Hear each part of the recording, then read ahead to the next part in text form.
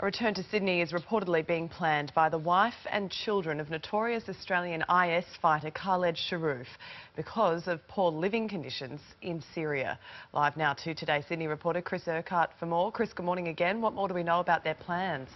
Hello Sylvia. Well, these plans are contained in a Fairfax report today which suggests that the wife of Khaled Sharrouf and their 5 children are trying to make passage out of Syria, perhaps to Malaysia, and then in all likelihood trying to get back into Australia.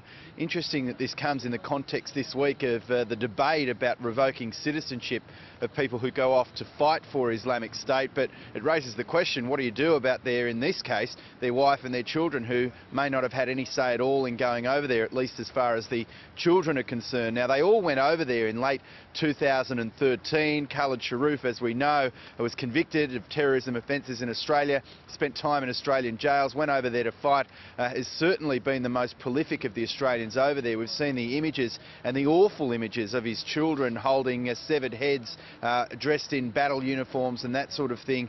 And now this idea that they want to return home will particularly be a difficult one for customs and immigration officials to deal with.